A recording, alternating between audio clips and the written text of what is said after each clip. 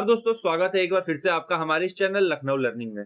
दोस्तों आज second unit से कुछ क्वेश्चंस लेके आया हूं जो कि आपके एग्जाम के पॉइंट ऑफ व्यू से काफी इंपॉर्टेंट हैं। और ये आपका सेलिंग एंड एडवर्टाइजमेंट का पेपर जो है वो काफी अच्छे से जाएगा अगर आप ये सारी हमारी वीडियोस देख के अपना पेपर देने जाएंगे। तो चलिए वीडियो को शुरू करते हैं।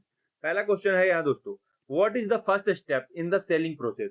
सेलिंग प्रोसेस में इन चारों में से कौन सा फर्स्ट स्टेप होता है?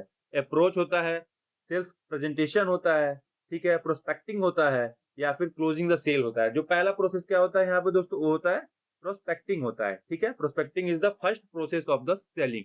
ठीक है, मतलब इनिशियल और प्राइमरी प्रोसेस भी इसको कहा जाता है।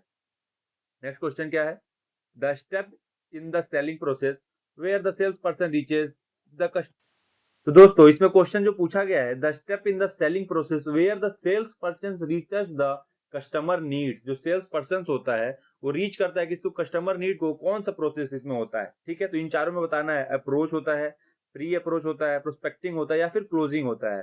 ठीक है, तो अप्रोच तो होगा नहीं, प्री अप्रोच होगा नहीं, प्रोस्पेक्टिंग होगा नहीं, क्लोजिंग नहीं होगा। तो इन चारों में से कौन सा ऑप्शन होगा? ठीक है दोस्तों, तो इसमें प्री अप्रोच होता है। कौन सा ऑप्शन होता है? Pre approach is the right answer for the sales person reaches to the customer needs. Okay, next question की बात करते हैं, थर्ड और फोर्थ क्वेश्चन की, प्यारे बच्चों। ठीक है, तो थर्ड क्वेश्चन क्या कहता है, which of the following is the key goal of the sales presentation and demonstration stage. ठीक है, इसमें से कौन सा ऐसा की गोल और सेल्स प्रेजेंटेशन और डिमोन्स्ट्रेशन का स्टेज है इन चारों में से? पहला क्या है, to handle objection, to inform and pursuit the customer, to close the sales, to qualify leads. ठीक है, तो इन चारों में से जो पहला काम होता है प्रेजेंटेशन का, वो क्या होता है? To inform and pursuit the customer. मतलब कि जो भी प्रोडक्ट आप सेल करना चाह रहे हैं मार्केट में या फिर किसी को, उसके बारे में आपको इंफॉर्मेशन देना। किसको इंफॉर्मेशन देना? कस्टमर को इंफॉर्मेशन देना, जो कस्टमर नीडेड है, जिसको वो प्रोडक्ट चाहिए। ठीक है, फोर्थ क्वेश्चन की ओर बढ़ते हैं दोस्तों। क्या कहता है, handling objection is important because it. Handling objection होता है वो इंपॉर्टेंट क्यों होता है? ठीक है दोस्तों, avoid customer queries, build customer trust and address concern, reduce the cost of selling, increase the product. तो इन चारों में से जो राइट आंसर है प्यारे बच्चों, क्या है यहाँ पे? B, build customer trust and address concern. Handling objection के मीन का यहाँ मतलब ये था कि जो कस्टमर होते हैं उनके ट्रस्ट को यहाँ पे हम बिल्ड कर सकते हैं। कैसे बिल्ड कर सकते हैं? सपोज दैट कि कोई कस्टमर कोई सामान बाय करता है, ठीक है, उसमें उसको कोई प्रॉब्लम होती है, तो अगर उसका कोई ऑब्जेक्शन है या कोई कंसर्न है, उसको हम फुलफिल करते हैं, तो उससे क्या होता है? ट्रस्ट बन जाता है कि हाँ ये कंपनी अच्छी है या प्रोडक्ट अच्छा है, इसकी जो सर्विसेज है ये सारी चीजें अच्छी हैं यहाँ पे। नेक्स्ट क्वेश्चन की ओर बढ़ते हैं, what does closing the sale refer to in the selling process. Closing the sale का मतलब क्या होता है सेलिंग प्रोसेस में?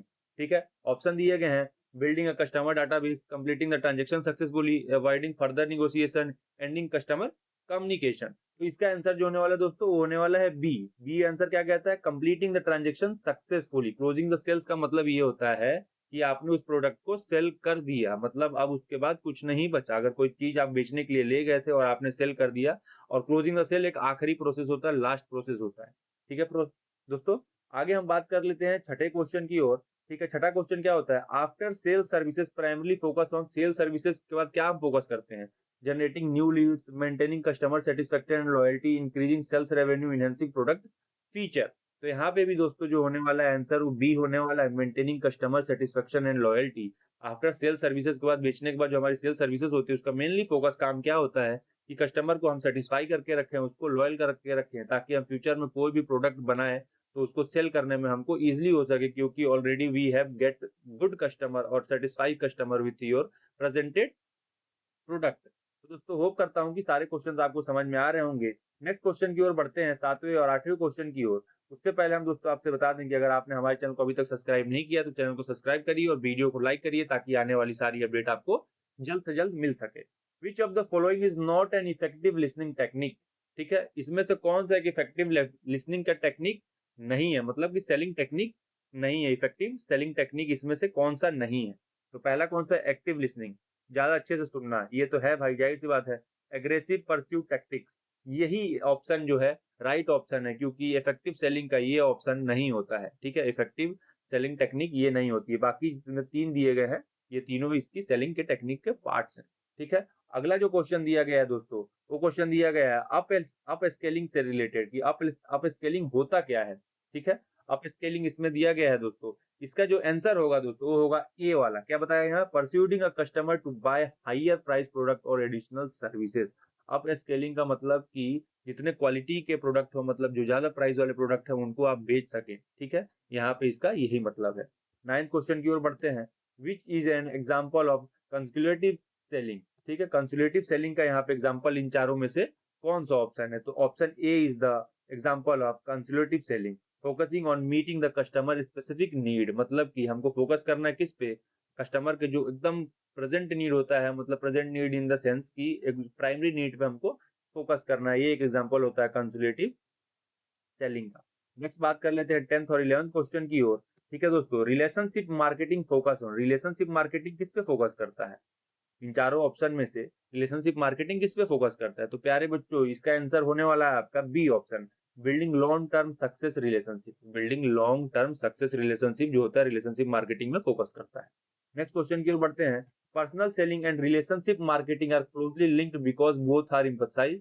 ठीक है, इसका ऑप्शन में से चारों में से कौन सा आंसर सही होगा? Personal selling and relationship marketing क्या दोनों में से कौन सा क्लोजली लिंक्ड होता है? ठीक है, तो इसका आंसर जो होगा दोस्तों वो होगा A option, building and maintaining customer trust. दोनों का काम होता है कि बिल्ड करना और मेंटेन करना किसी भी कस्टमर के ट्रस्ट को, लॉयल्टी को।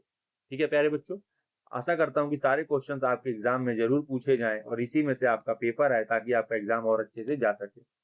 विच of the following is not a tool of selling, इसमें से कौन सा जो सेलिंग का टूल नहीं है? तो इसका ऑप्शन जो होने वाला है दोस्तों होने वाला है डी, ट्रेनिंग ऑफ कॉम्पिटिटर। ठीक है, ये एक सेलिंग का टूल नहीं होता है। बाकी जितने चीज आपको यहाँ पे दिखाई दे रहे हैं ये तीनों यहाँ पे सेलिंग के टूल्स होते हैं। सिर्फ D option, training and competitor are not a tool of selling. ठीक है, अगला क्वेश्चन है third, CRM software is selling is used for, जो सीआरएम सॉफ्टवेयर होता है सेलिंग में वो कहाँ यूज किया जाता है? ठीक है प्यारे बच्चों, तो इसका आंसर क्या होने वाला है? B option, managing customer relationship. Manage करने के लिए इस सॉफ्टवेयर को यूज किया जाता है, क्या मैनेज करने के लिए? कस्टमर को, रिलेशनशिप को मैनेज करने के लिए। ठीक है प्यारे बच्चों, आगे हम बात कर लेते हैं। कुछ और क्वेश्चन हमारे पास है, टोटल हम 20-20 क्वेश्चन के सीरीज लाते हैं पर्टिकुलर यूनिट से, तो आप लोग से आशा रहेगी कि आप लोग सारे यूनिट से क्वेश्चन पढ़ के जाया करिए।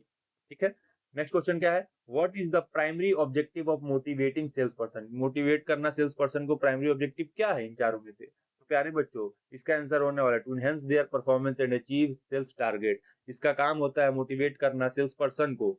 सेल्स पर्सन को मोटिवेट करने से क्या फायदा होगा? यहाँ प्राइमरी ऑब्जेक्टिव क्या हो सकती है? तो यही हो सकता है कि उसकी परफॉर्मेंस इंक्रीज होगी।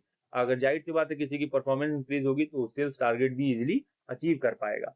नेक्स्ट क्वेश्चन की ओर बढ़ते हैं हम लोग। नेक्स्ट क्वेश्चन क्या कहता है प्यारे बच्चों? Which of the following is an example of effective motivation of sales person, intrinsic motivation of sales person के इसमें से कौन सा एग्जांपल है?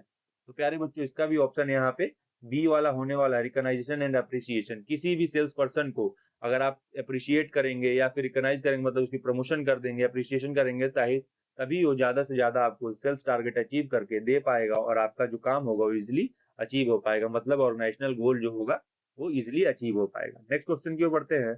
विच remuneration method is most commonly use for sales person, कौन सा इसमें से रेम्यूनरेशन मेथड होता है जो सेल्स पर्सन के लिए कॉमनली यूज किया जाता है? तो कौन सा होता है प्यारे बच्चों? C, combination of salary and commission. ये सबसे ज्यादा यूज किया गया मेथड है किसी भी सेल्स पर्सन के लिए। ठीक है प्यारे बच्चों, नेक्स्ट बात कर लेते हैं 17, 18 और 19, 20 क्वेश्चन के बारे में।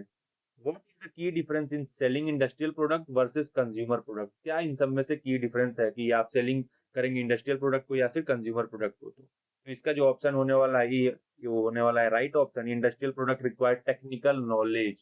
ठीक है, टेक्निकल नॉलेज यहाँ पे जो होता है उसको रिक्वायर्ड होती है किस लिए? इंडस्ट्रियल प्रोडक्ट को सेल करने के लिए। 18 क्वेश्चन क्या है? When selling industrial product personal selling is circle,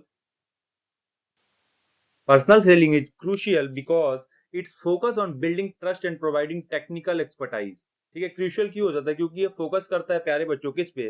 trust को बिल्ड करने में, कस्टमर के ट्रस्ट को बिल्ड करने में और टेक्निकल एक्सपर्टाइज को प्रोवाइड करने में ये क्रूशियल होता है। पर्सनल सेलिंग जो होता है इंडस्ट्रियल प्रोडक्ट का ये होता है। ठीक है, नेक्स्ट क्वेश्चन की ओर बात करते हैं। 19 और 20 इस वीडियो का आखिरी क्वेश्चन होगा दोस्तों।